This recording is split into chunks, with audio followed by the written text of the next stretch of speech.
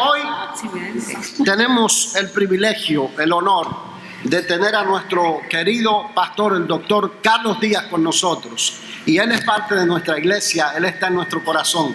Vamos a darle la bienvenida como recibimos a los siervos del Señor.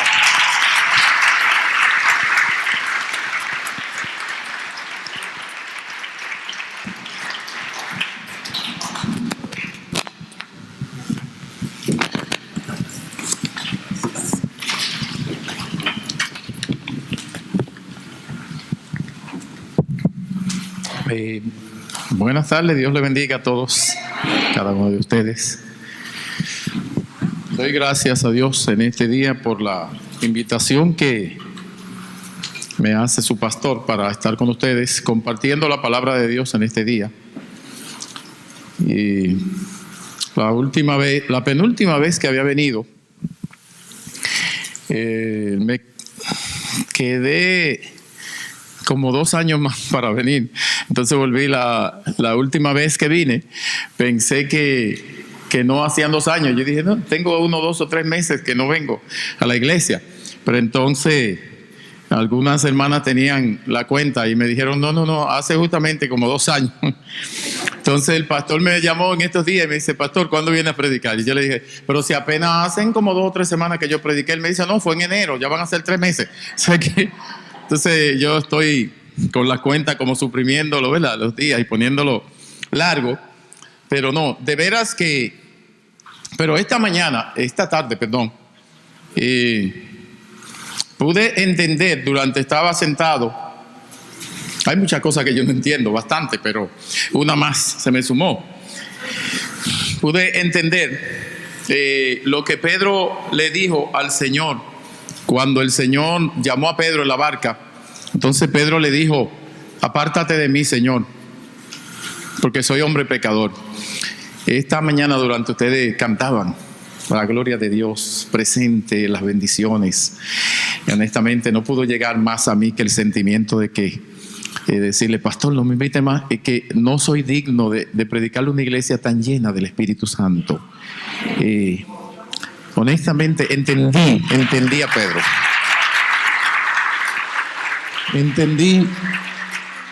Entendí cuando Pedro le dijo al Señor, no que él no quería al Señor, pero entendió su bajeza.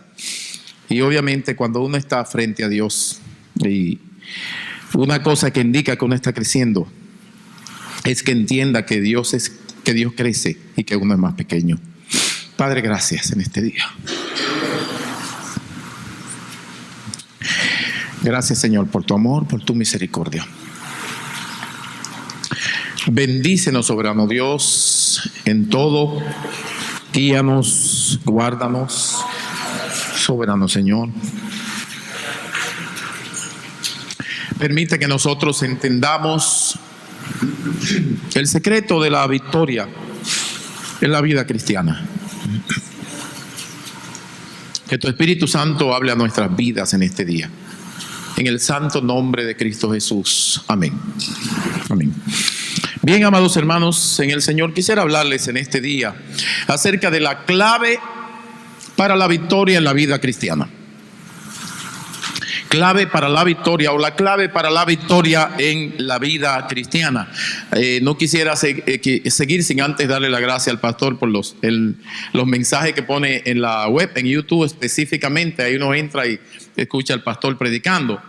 Le dije la última vez que estaba considerando mudarme para acá con toda la iglesia mía para escucharlo a él predicando. Entonces me dijo, pero yo le dije con la condición de que yo me siente y usted no me ponga a predicar. Me dijo, no, así no. Dijo, pues entonces me quedo allá, de todos modos. Pero me gozo escuchando a su pastor predicar. Y gracias por los mensajes que están ahí, son de mucha edificación para nuestras vidas. La clave para la victoria en la vida cristiana. Y de manera específica, amados hermanos en el Señor, yo pasé mucho tiempo de mi vida orando, ayunando, estudiando, haciendo sacrificios de abstinencia de las cosas que me eran tentaciones en este mundo. No solamente eso, creía que era mejor cristiano haciendo sacrificio, que era mejor cristiano orando. Y indeed, realmente sí, se puede crecer orando más, buscando más el rostro de Dios, se puede crecer buscando más la presencia de Dios, se puede crecer ayunando, se puede crecer leyendo la Biblia. Pero también puede haber un error en eso, y es que uno crea que por eso uno es mejor o peor. Realmente, cuando la vida nuestra no depende de lo mucho que nosotros nos afanemos, sino de lo que Cristo hizo en la cruz del Calvario. Entonces uno puede perder el enfoque muchas veces.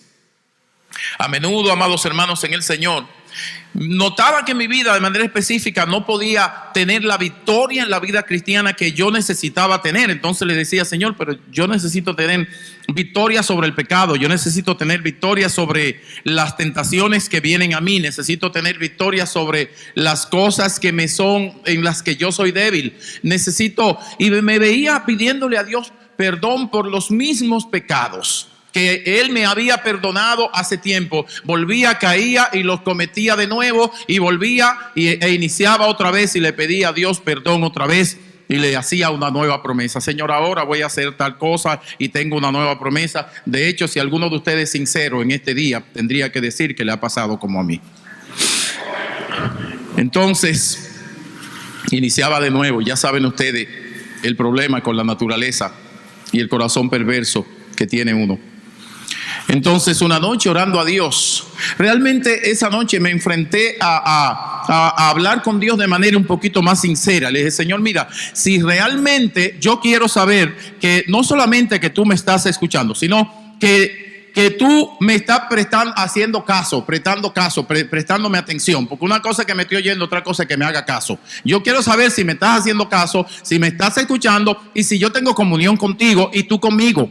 Porque podemos caer en el error de que por todos los cantos, por toda la unción, por todo lo que se siente, por el sentimiento, creer que la comunión es perfecta con Dios. Pero cuando viene a ver, soy yo el que estoy emocionado de aquí para allá, y de allá para acá Dios no se ha movido. Y realmente, amados hermanos en el Señor, cuando una iglesia está en comunión con Dios, no solamente es la emoción de este lado, que es buena, yo no le estoy condenando, porque obviamente estamos vivos y tenemos emociones, y para Dios, nuestras emociones hacia Dios, eso es lo mejor que podemos hacer. Pero ¿saben qué? También es necesario que, si estamos en comunión con Dios, tiene que haber la presencia de Dios en la iglesia que adora a Dios. Tienen que pasar milagros, tiene que sentirse que Dios está con nosotros, y tenemos que oír la voz de Dios.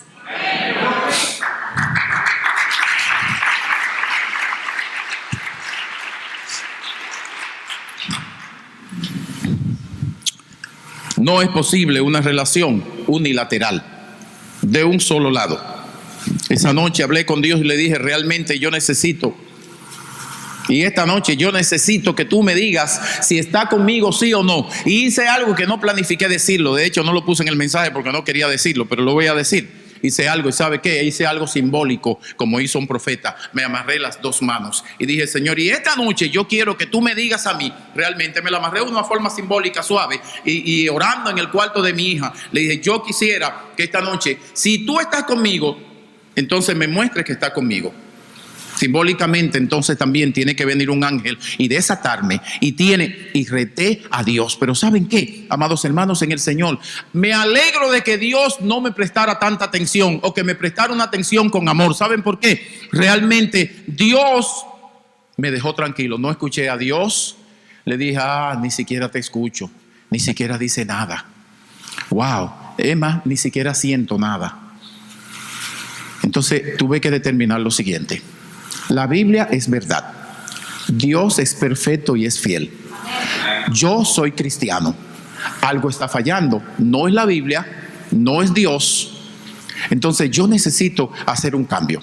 Yo necesito, en lugar de arrodillarme a orar exigiéndole a Dios, necesito cambiar de actitud y arrodillarme a orar pidiéndole a Dios que tenga misericordia de mí y que me devuelva el gozo de su salvación, para entonces yo tener una comunión perfecta con Él.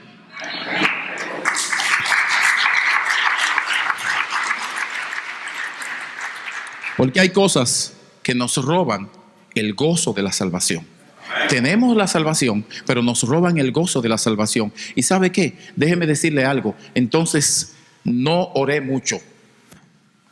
No oré mucho. Recuerdo que tenía un appointment médico y salí del doctor ese día, gracias a Dios, todos los exámenes generales de rutina, todo está bien, vete, no hay problema. Sí, todo estaba bien, pero yo en la noche había tenido ese pleito con Dios y me había dicho el doctor que todo estaba bien físicamente, pero donde yo quería que esté bien, no estaba bien. Yo decía, sí, todo está bien, y me fui, no le hice mucho caso al doctor. Gracias, doctora, gracias, doctor. Me fui y seguí mi camino, y lo que decía era: Dios, no quiero escuchar el mensaje, no quiero orar, lo único que quiero es pedirte, ten misericordia de mí. Y oraba: ten misericordia de mí, ten misericordia de mí, necesito tu misericordia. En ese mismo momento Dios me respondió. ¿Y sabe qué? Yo no uso mucho las redes sociales, porque las redes sociales en la calle separan a uno de la comunión con los demás. Todo el mundo está en un lugar o va en un carro, 4 o 5, la familia, y todo el mundo va en las redes sociales y no hablan. Yo, cuando salgo con mi familia tiene prohibido, nadie puede ir en redes sociales. Hay un tiempo para redes sociales, punto. Todo el mundo tiene que ir mirando por dónde va, por si nos perdemos, y todo el mundo tiene que ir comunicándose, punto.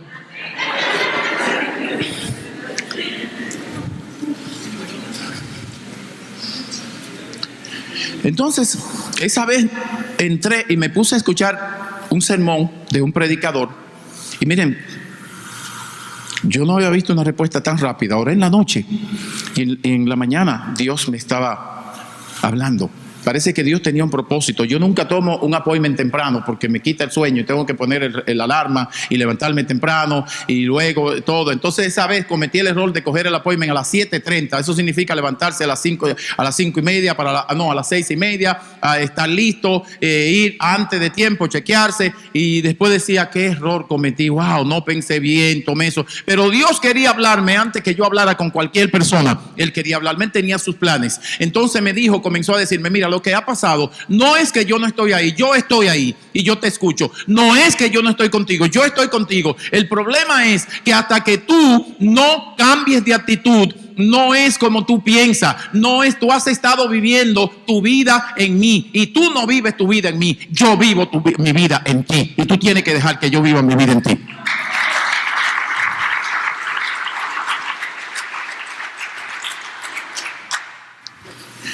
Entonces comencé a entenderlo y me decía: ¿y sabe qué?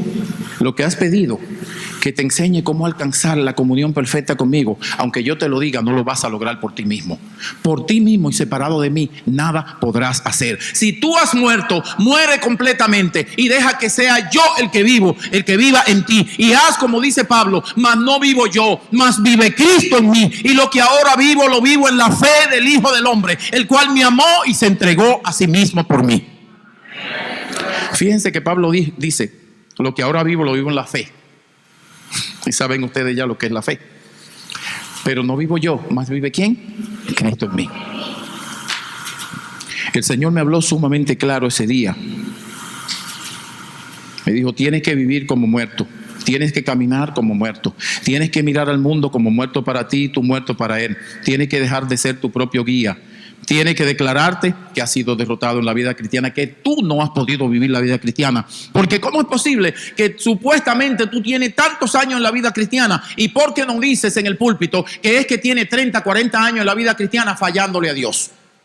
Y déjeme decirle, si alguno de ustedes es sincero, me acompañaría. ¿Sabe por qué? Porque le hemos confesado a Dios y seguimos confesándole, y seguimos pidiéndole perdón, y seguimos pidiéndole perdón. ¿Qué vida de victoria es la que estamos viviendo? Tenemos problemas y no hemos encontrado la clave de la vida cristiana victoriosa. Yo descansé ese día, le dije: Señor, gracias, me has quitado una carga tremenda. Yo pensaba que yo vivía en ti, pero yo tengo que dejar que tú vivas en mí. A partir de ese día yo dije: Señor, le conté a mi esposa lo que pasó y me dice mi esposa: wow, me termina de quitar una carga tremenda.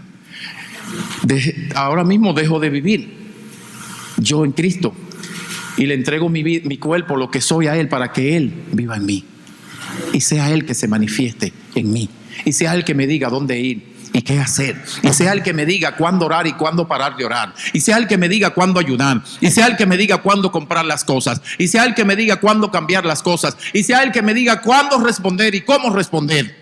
Entonces las cosas cambian. La primera clave es esa: permitir o entender que hemos sido derrotados si intentamos nosotros vivir en Cristo. Segundo, que tenemos que permitir que Cristo vive en nosotros, que sea Él que se manifieste. Yo le pedí al Señor: Señor, dame la santidad. Y una vez el Señor me enseñó, tomando la Santa Cena, me dijo: ¿tú crees que alguien puede tener la santidad suficiente para participar, para tener el derecho a participar del pan y de la copa? O sea, ¿tú crees que en esta iglesia alguien puede tener la santidad suficiente y puede alcanzar la pureza suficiente de mente, de corazón, de práctica? ¿Alguien puede alcanzar lo suficiente como para venir donde mí y decirme: yo estoy limpio, yo puedo participar? No, nadie puede hacerlo. Soy yo que los limpio para que ellos puedan participar. Déjeme decirle, cuando usted venga a la iglesia y el diablo le diga, o su cuerpo le diga: no participe porque hiciste algo, porque fallaste, dígale: no, por mis pecados Cristo murió, Él me perdona ahora mismo, yo me arrepiento y yo participo del pan y de la copa.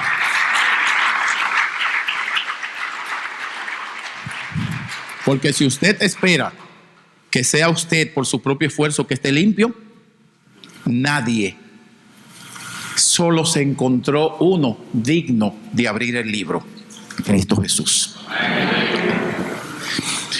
Quisiera que lean conmigo 1 Corintios. Una cosa buena que yo hice fue que no pedía qué hora debo terminar. O sea, que ustedes me dejan la llave y yo cierro el local, no hay problema. 1 Corintios, el capítulo 4, verso 7.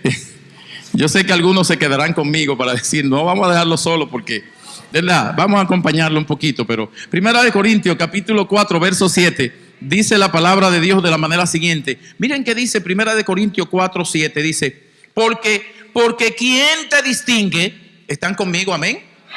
Porque ¿quién te distingue? ¿O qué tienes que no hayas recibido? Y si lo recibiste, ¿por qué te glorías como si no lo hubieras recibido? Si lo que tienes, la fe, te la dio el Espíritu Santo. Si la vida cristiana que tiene, te la dio Dios. Si la juventud que tiene, te lo dio Dios. Si la salud que tiene, te lo dio Dios. Si la familia que tiene, Dios te la dio. Si el trabajo que tiene, Dios te la dio. Si la habilidad que tiene, te la entregó Dios. No es tuya. Si no hubiese sido Dios, tú estuvieras recogiendo papelitos, como hay muchas personas hermosas y jóvenes en la calle que pierden una neurona, se le daña una célula del cerebro y comienzan a recoger papelitos y a hacer cosas que no son lógicas. Tú estarías como ellos, porque tú y yo no somos mejores que ellos. Si tenemos vida y estamos aquí hoy, es por la gracia de Dios. ¿Qué tienes que no hayas recibido? Y si lo que tienes lo recibiste, ¿por qué te glorías? Miren que dice 2 Corintios capítulo 4 verso 7 también. Vimos 1 Corintios 4, 7. Miremos 2 Corintios 4, 7 también.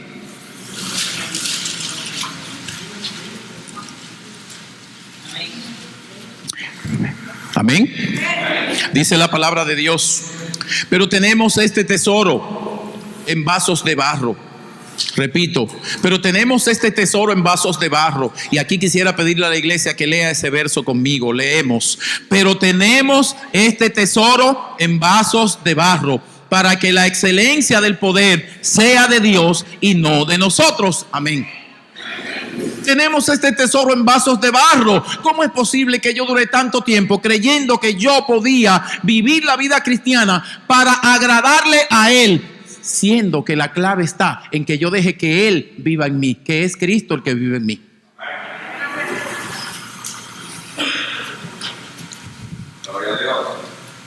Pablo lo dice claro: mas no vivo yo, mas vive Cristo en mí.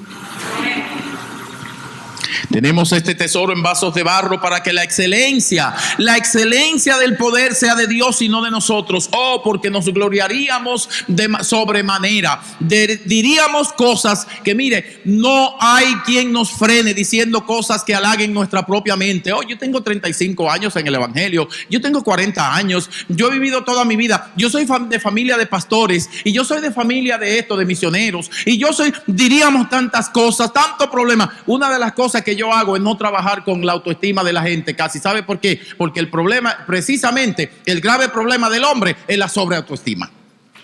Precisamente. De manera que cuando usted comienza a trabajar con la gente con la autoestima, muchos necesitan cierto consejo, pero cuando usted comienza a trabajar con la gente con la autoestima, tenga cuidado que cuando viene a ver lo sube y ya no puede ver ni siquiera a Dios.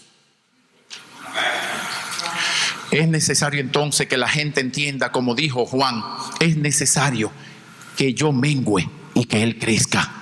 Es necesario que yo mengüe y que Él crezca. Hasta que usted no diga eso, es necesario que yo mengüe y que Él crezca. ¿Y cuándo lo digo, pastor? En toda ocasión. Cuando le violen sus derechos, es necesario que yo mengüe y que Él crezca. Cuando le hablen como no es debido, es necesario que yo mengüe y que Él crezca. Cuando hagan algo que no es lo que usted piensa que debieron hacer con usted, es necesario que yo mengüe y que Él crezca. Cuando deba responder y usted piense usted que debe poner a alguien en su puesto, como decimos nosotros, le voy a decir 3 cosas y lo voy a poner en su puesto. Usted debe decir ese versículo. Es necesario que yo mengüe y que Él crezca.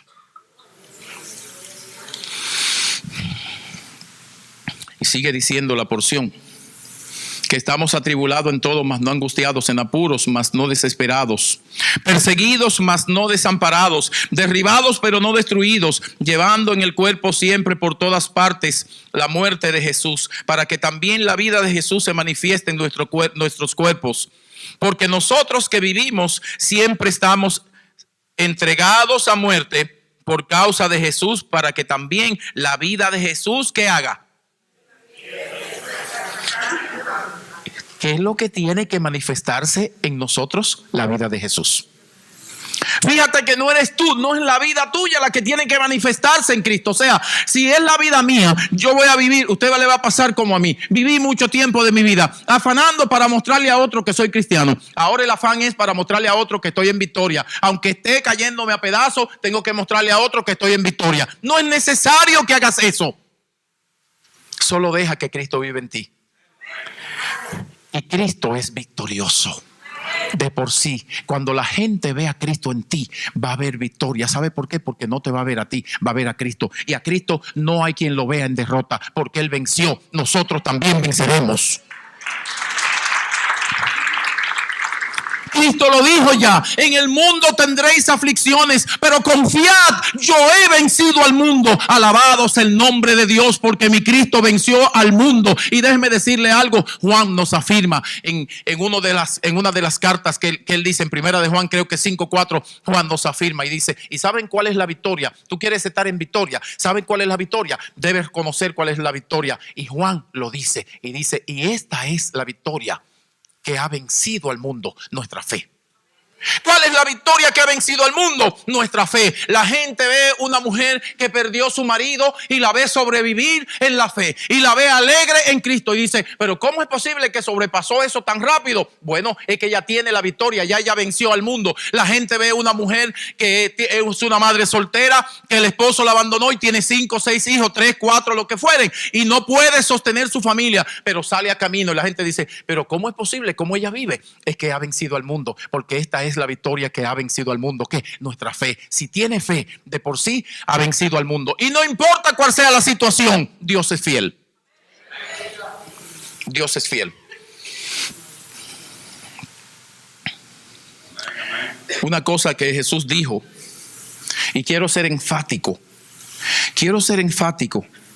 en que nosotros salgamos de aquí hoy con una actitud diferente en la oración. Decirle, Señor, necesito tu misericordia.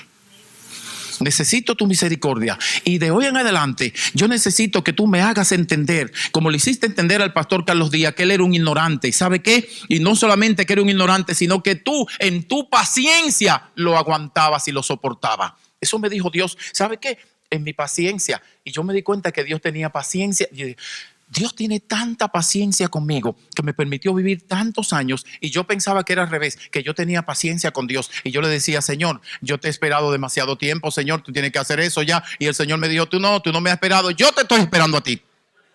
Tú no me has esperado, yo te estoy esperando a ti hasta que tú subas al nivel espiritual que yo quiero que tú estés, hasta que tú tengas la actitud espiritual que yo quiero que tú tengas, para yo bendecirte como tú pides, pero cuando tú tengas la actitud espiritual. No con la actitud tuya.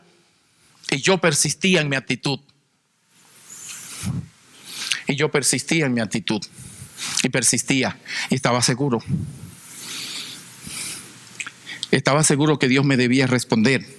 Estaba seguro que Dios me debía decir cómo alcanzar la victoria. Estaba seguro que Él me debía. Estaba seguro que Él tenía cosas pendientes conmigo. Perdón, hasta que Él me cambió. Hasta que Él cambió mi forma de pensar. Me dijo, no es así. Si tú quieres seguir viviendo, trátalo. Cuando puedas, entonces te declaras en derrota, te declaras muerto y me deja yo vivir en ti. Y va a ver que es diferente. Entonces, una de las cosas que entendí, que el Señor me hizo entender, y me dice, ¿sabe qué? Los discípulos no podían vivir por sí solos.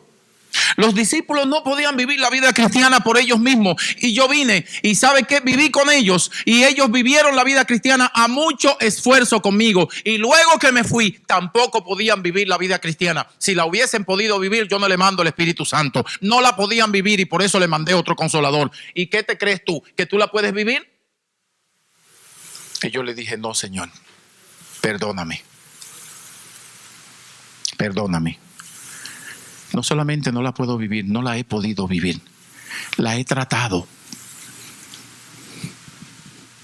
Nos creemos que somos cristianos por lo que hacemos o por lo que dejamos de hacer. No, la vida tuya y la vida mía están escondidas en Cristo ya. Nadie la arrebata. Está escondida en Dios. Jesucristo dijo a Juan, mis ovejas son mis ovejas y nadie las arrebata de mis manos. Mi Padre que me las dio es mayor que yo. Nadie puede arrebatármela. Usted es una oveja de Dios, nadie puede arrebatarla de la mano de Dios. Por tanto, no depende de lo que usted haga o no haga, sino de lo que Dios hizo ya por usted. Usted me diría, entonces, pastor, ¿qué debo hacer? Nada. Obviamente tenemos responsabilidades. Tenemos responsabilidades. Fíjense, amados hermanos, Segunda de Crónica, Segunda de Crónica, capítulo 7, los versos 14 y 15 nos dicen de la manera siguiente: si se humillare mi pueblo, sobre el cual mi nombre es invocado, y oraren y buscaren mi rostro y se convirtieren de sus malos caminos, Segunda de Crónicas 7, 14 y 15, y se convirtieren de sus malos caminos, entonces yo oiré desde los cielos y perdonaré sus pecados y sanaré su tierra. Ahora estarán abiertos mis oídos y atentos mis oídos a la oración en este lugar. Oigan, lo que hemos terminado de leer nos dice a nosotros que el pueblo a quien Dios le está hablando es un pueblo donde el nombre de Dios era invocado. Si se humillara mi pueblo sobre el cual mi nombre es invocado, invocaban el nombre de Dios, danzaban en nombre de Dios, hacían cosas en nombre de Dios, ofrecían en nombre de Dios, pero los oídos de Dios estaban cerrados. Ellos tenían comunión con Dios, pero Dios no la tenía con ellos. Entonces Dios le dijo, hay una condición: humíllense. Posiblemente tú estás aquí y Dios te ha hablado de muchas maneras y tú has querido seguir siendo tú. No hay problema con eso. Tú puedes seguir siendo tú. Pero ¿sabe qué? Lo más seguro es que a lo mejor no te veas conmigo en el cielo. Y quiero decirte algo. En el lugar donde tú vayas cuando mueras, lo primero es que quiero pintarte la muerte como es: tétrica, funesta, amarga, oscura. Vas a morir solo.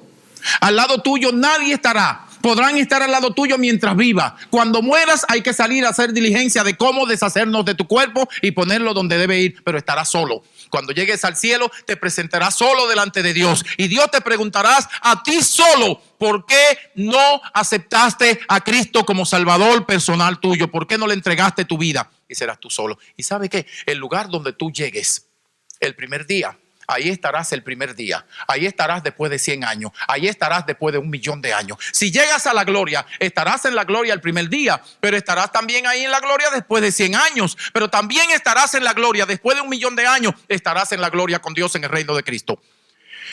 Pero si vas al infierno, estarás ahí el primer día. Estarás en las llamas del infierno en 100 años. Estarás en las llamas del infierno en 1.000.000 de años. Y estarás en las llamas del infierno por los siglos de los siglos. Es una decisión seria la que tú tienes que hacer hoy. Dios te llamó hoy para que tú decidas y digas: Señor, no vivo yo más. Quiero que viva Cristo en mí. Ese pueblo adoraba a Dios. No te pierdas de que porque adoras necesariamente todo está correcto. Yo también adoraba y yo también acepté a Cristo. Yo también era un cristiano y acepté a Cristo desde pequeñito. Y a mí me enseñaron también, como le enseñaron a otros: sé un buen muchacho para que vaya al cielo. Pero me di cuenta después que yo nunca pude ser un buen muchacho, nunca pude ser un buen esposo, nunca pude ser un buen padre, nunca pude, por mí mismo, nunca he podido hacer nada de eso bien. ¿Sabe cuándo comencé a hacer eso bien? Cuando me dejé llevar de Dios. Entonces cambió mi actitud. Cuando me dejé llevar de Dios, entonces mi vocabulario cambió. Comencé, en lugar de hacer lo que decía antes, que decía: yo sostengo esta casa, yo soy el que produzco, yo soy el que trabajo. Comencé y humillé y bajé mi cabeza. Le digo: Señor, gracias porque tú nos sostienes, porque tú provees. Gracias, Señor, porque tu misericordia nos da cada día que comer. Gracias, Señor, porque la fuerza que tenemos para trabajar, tú nos la provees. Gracias, Señor, porque nos das alimento. Gracias porque cuida nuestro sueño. Gracias porque cuida todo. Y dejé yo de ser yo. Entonces dije: vive tú en mí. Revise su hablar. A ver, Ezequiel 33:12 dice: y tú, hijo de hombre, di a los hijos de tu pueblo: la justicia del justo no los salvará el día de su transgresión, y la maldad del impío no le será tropiezo el día que se aparte de su maldad, como tampoco el justo podrá vivir por su justicia el día que peque. ¿Sabe qué está diciendo ahí? Que podemos ser justos y pensar que somos justos y que caminamos rectamente en la tierra, pero necesitamos un corazón con una actitud correcta delante de Dios. Porque no podemos sacarle a Dios y decirle: Señor, como le dijo Ezequiel: Señor, pero yo he vivido toda la vida sirviéndote bien. Señor, pero yo he vivido de tal manera. Señor, pero yo he hecho esto. Señor, pero yo he hecho aquello. Porque te puede pasar como Ezequiel también. Ezequiel vivió y hubiese sido mejor que hubiese muerto el día que Dios le dijo que iba a morir. Porque tuvo un hijo en esos 15 años que Dios le dio de vida extra. Y fue el peor rey sobre la tierra. Deshonró al Señor. Si Dios va a extender la vida nuestra para deshonrar a Dios, no. Mejor que nos lleve. Porque para nosotros el vivir es Cristo y el morir es ganancia. ¿A quién tengo yo en los cielos sino a ti? Fuera de ti nada deseo en la tierra, dice David.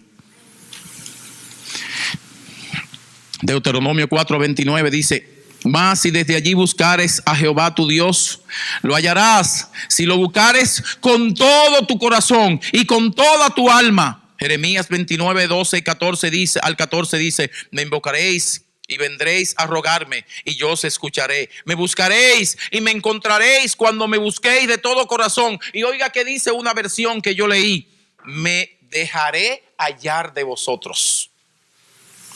Cuando dice me buscaréis y me hallaréis, hay una versión que dice: me buscaréis y me hallaréis, porque yo me dejaré hallar de vosotros. Nadie tiene los méritos para encontrar a Dios a menos que Dios no se lo dé, a menos que Dios no le dé esos méritos, a menos que Dios no deje que le encontremos. Nunca podemos encontrarle. Por tanto, lo que necesitamos es orar para que la misericordia de Dios venga sobre nosotros y una nueva actitud nos revista.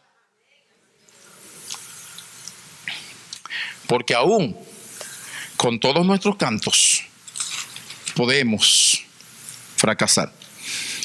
Quisiera decir dos cosas más al terminar. Cuando usted, porque usted puede estarse preguntando: pero entonces yo no vivo en Cristo. Sí, también, usted vive en Cristo. Son las dos cosas. Usted vive en Cristo y Cristo vive en usted. Pero déjeme aclararle eso, cómo funciona. Cuando una persona acepta a Cristo y se convierte a Cristo, la persona puso su vida en Cristo y vive en Cristo. Eso le capacita a usted para ir al cielo. ¿Acaso el servicio que vamos a hacer de buscar a los perdidos, donde vive la hermana, no es para que ellos entren y vengan a vivir a Cristo? Sí, es para que comiencen a vivir en Cristo. Pero cuando ellos acepten a Cristo, eso los capacita a ellos para entrar al cielo. Pero ¿qué es lo que me capacita para vivir en la tierra? Que Cristo vive en mí. Cuando usted vive en Cristo, eso lo capacita para entrar al cielo, porque usted aceptó a Cristo Jesús. Entonces ya Cristo le perdonó sus pecados, le dio la vida eterna. Usted está listo para entrar al cielo, porque la salvación es un regalo de Dios por la fe a todo aquel que cree. Ahora, de ahí en adelante, no siga usted viviendo, deje que Cristo viva en usted, porque es lo único que lo capacita para vivir en esta vida de prueba, para vivir en este cuerpo mortal de pecado, en este cuerpo de tentaciones, con este corazón perverso, que a veces uno está orando y en medio de la oración uno se desvía de la oración y comienza a pensar otra cosa. Es necesario que sea Cristo que vive en nosotros. Por ejemplo, los jóvenes que están aquí al frente, que la bendición de Dios sea con ustedes.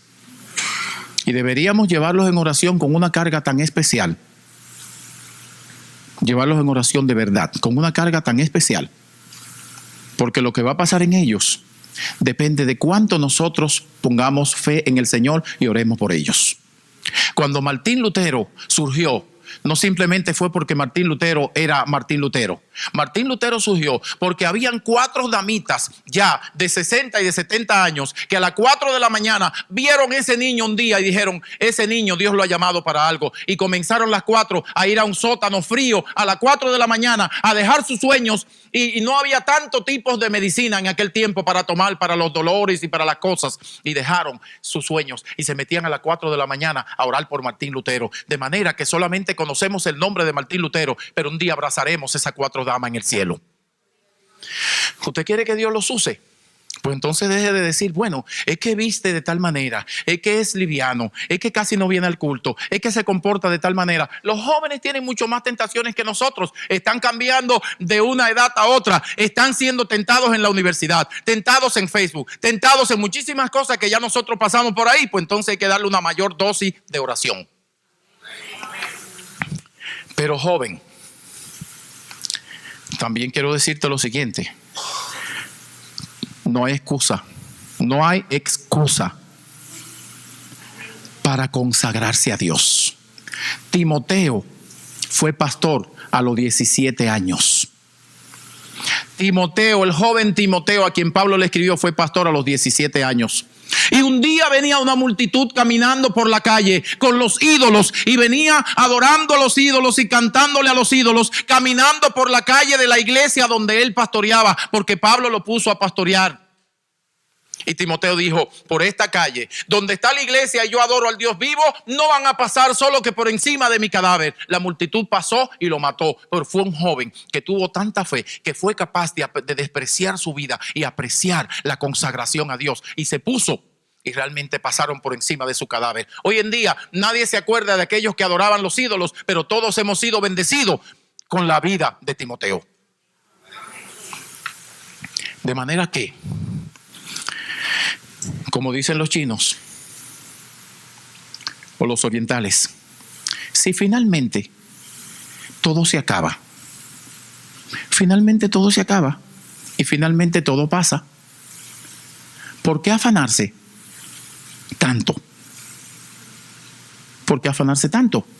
Si finalmente nosotros somos muertos al mundo y el mundo muerto a nosotros, si finalmente Dios nos pide a nosotros que muramos a nuestro cuerpo cada día, ¿por qué dedicarle tanto tiempo a un cuerpo que se supone que debe estar muerto? ¿Sabe qué hace usted?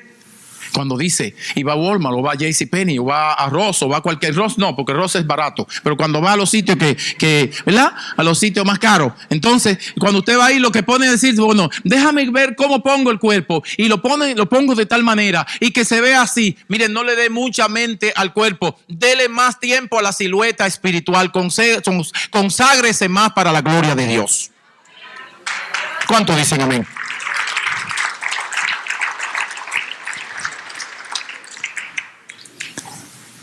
Dice, recuerden las 2 claves. Cuando yo vivo en Cristo, eso me capacita para ser salvo, que es cuando yo me convierto. Pero cuando Cristo vive en mí, eso me capacita para vivir la vida cristiana aquí en la tierra.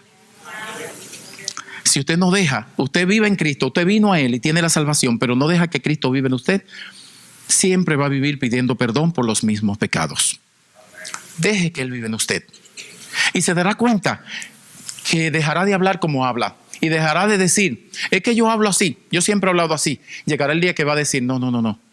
Es necesario que Él crezca y que yo mengüe. Dese por vencido. Dese por vencido. Comience a vivir un estilo nuevo de vida cristiana en donde es Cristo que se muestra a usted, que vive en usted. Dice Colosenses 3, 1 en adelante: si pues habéis resucitado con Cristo, buscad las cosas de arriba, donde está Cristo sentado a la diestra de Dios. Buscad las cosas de arriba, no las de abajo. Poned la mira en las cosas de arriba, no en la de la tierra, porque nuestra vida o vuestra vida está escondida en Cristo, con Cristo en Dios. Ahora, fíjense que dice el verso 4. Cuando Cristo, de Colosenses 3, cuando Cristo, nuestra vida se manifieste, entonces nosotros también seremos manifestados con Él. ¿Sabe qué está diciendo? Carlos, busca las cosas de arriba. No te ocupes en manifestarte ahora que tú eres el Carlos, que tú eres el victorioso. ¿Tú sabes cuándo va a pasar eso? Cuando Él se manifieste. Amados, ahora somos hijos de Dios, pero todavía no se ha manifestado lo que hemos de ser, porque sabemos que cuando Él venga, seremos semejantes a Él, porque le veremos tal como Él es.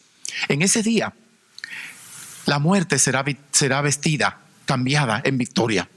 En ese día el pecado será derrotado. En ese día hay dos parásitos en la tierra, que son el pecado y el diablo, que no pertenecen a la creación. Ni el pecado ni el diablo, no fue el propósito de Dios que estuviesen en la creación. Y en ese día, en la manifestación de Cristo, ambos serán sacados y nosotros viviremos para siempre en santidad en el reino de Dios. No podemos vivir y manifestar nuestras vidas a menos que Dios nos ayude. Separados de mí nada podéis hacer, dice el Señor en Juan. Una cosa es nuestra posición en Cristo y otra cosa es nuestro estado en esta vida. Ahora, ¿qué tenemos que hacer en nuestro estado en esta vida? Hay cosas que tenemos que hacer. Primero, y es que tenemos que mortificar el pecado. Mortifica el pecado. Es nuestra responsabilidad mortificar el pecado. Es nuestra responsabilidad mortificar el cuerpo. ¿Cómo se mortifica el cuerpo? Bueno, no dándole todos los deseos al cuerpo, dejando que el cuerpo se someta a la voluntad del Espíritu, preguntándole y pasando el cuerpo por el sedazo de la santidad. Dice el Señor en Filipenses: en todo lo que es bueno, en todo lo que es de buen nombre, en todo lo que es justo, en todo lo que es de tal forma, en todo lo que es así, de tal manera, en esto pensad. Cuando usted va a comprar una ropa, entonces usted dice: o la compro para el cuerpo o la compro según Filipenses 4:8, me parece.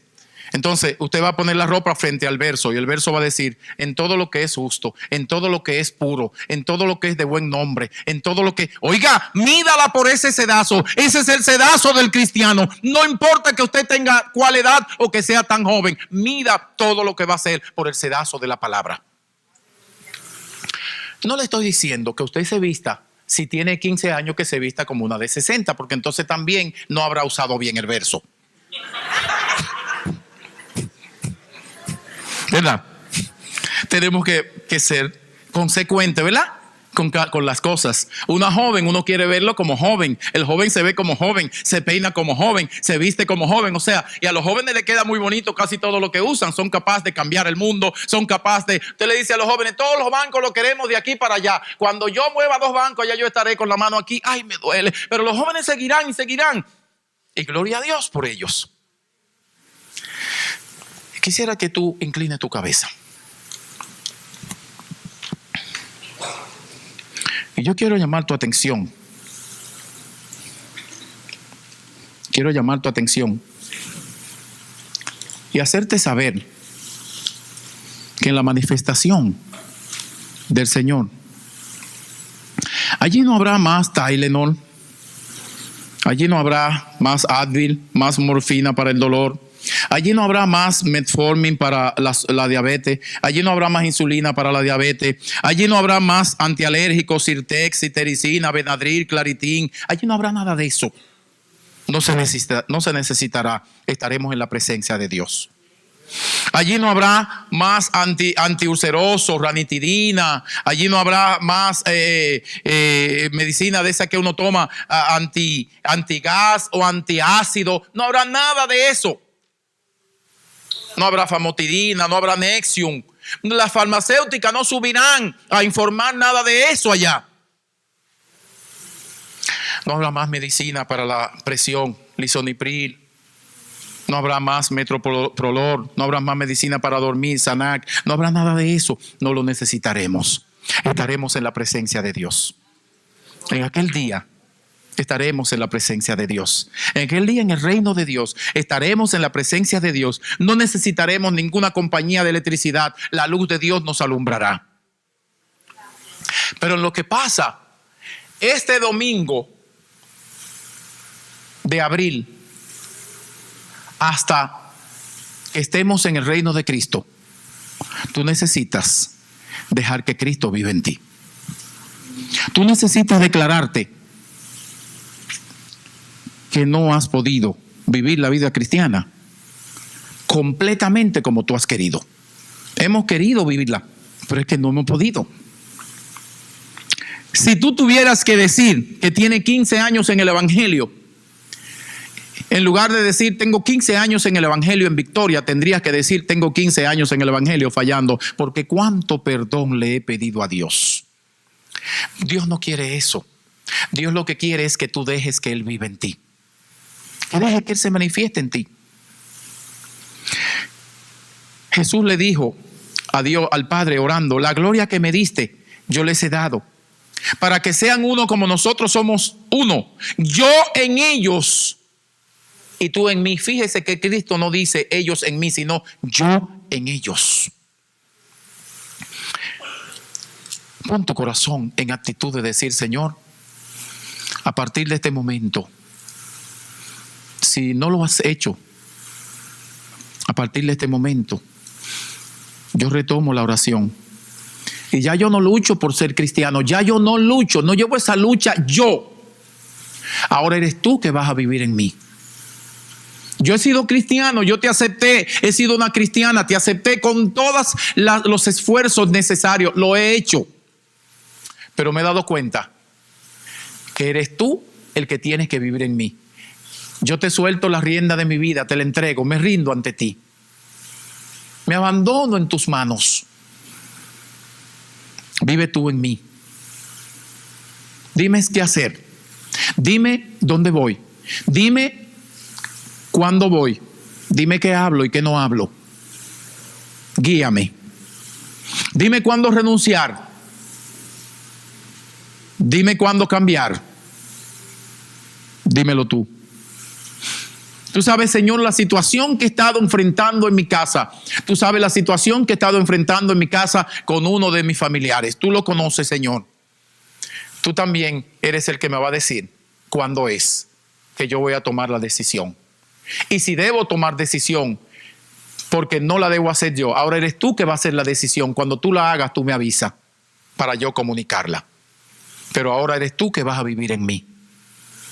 Joven, deja que sea Cristo que vive en ti. Mujer, deja que sea Cristo que vive en ti. Caballero, padre, abuelo, hombre, deja que sea Cristo que vive en ti. Dama, madre soltera, madre casada, deja que sea Cristo que vive en ti. ¿Sabe por qué? Porque hemos estado cohibiéndonos nosotros de disfrutar con franqueza la vida cristiana por estar esforzándonos en vivir en algo que no podemos hacer. No te cohibas, ahora es Cristo que va a vivir en ti. Ahora es Él que se va a mostrar en ti, no eres tú que tienes que esforzarte para demostrarle algo a Él, porque no vas a poder demostrarle nada a Él. Dice el himno: con manos vacías vengo a ti, no tengo nada que darte, no hay nada de valor en mí, no puedo impresionarte. ¿Has tratado de impresionar a Dios? Mira, yo traté de impresionar a Dios y le dije: Señor, me puse a orar. Y oraba, y oraba, oraba. Aproveché que mi familia había salido unos 2 o 3 días de vacaciones donde mi hermana, y dije: me voy a quedar esos 3 días de oración y en comunión con Dios. Y cuando le pedía: Señor, quiero ver tu gloria, quiero entrar, quiero ver tu gloria, oí una voz que me dijo: ¿no sabes que no puedes ver mi gloria y vivir? ¿Sabe por qué? En la perfección de Dios entran los que Dios hace perfecto. ¿Y sabe cuándo Dios nos va a hacer perfecto? Cuando el Espíritu Santo nos entregue en el último día. El Espíritu Santo está trabajando en ti, está trabajando en mí. Y el último trabajo que va a hacer el Espíritu Santo es cuando nos entregue al Padre en gloria. Cuando diga, hoy doy el último toque de belleza, el último toque de perfección lo doy en él o en ella. El último toque de arreglo lo doy en él y te lo entrego. Entonces Cristo nos vestirá de gloria. Padre, gracias en este día. Y yo quisiera llamar a los que han luchado como yo en vivir la vida cristiana. Y los que dicen, Señor, ahora no vivo yo. Ahora yo quiero que seas tú. Ahora yo quiero menguar y que tú crezcas. Y si tú quieres la oración, yo te pido que tú pases al frente. Quisiera, con el permiso del pastor, pedirte, si quieres la oración, necesitas la oración y quieres decir, yo hice esa oración, me fue necesario hacerla. Después de ser pastor por tantos años, tuve que hacer la oración. Porque eso no me pasó antes de ser pastor, eso me pasó siendo pastor. Que no dejaba que Cristo viviera en mí. Quería impresionar que yo vivía la vida cristiana. Y siempre estaba confesando mis pecados en secreto. ¿Quieres orar conmigo? ¿Quieres hacer la oración? Pasa al frente. El hermano que compartía los 5 puntos ahorita decía, uno de los puntos que uno debe confesar, que Dios debe oír con la boca.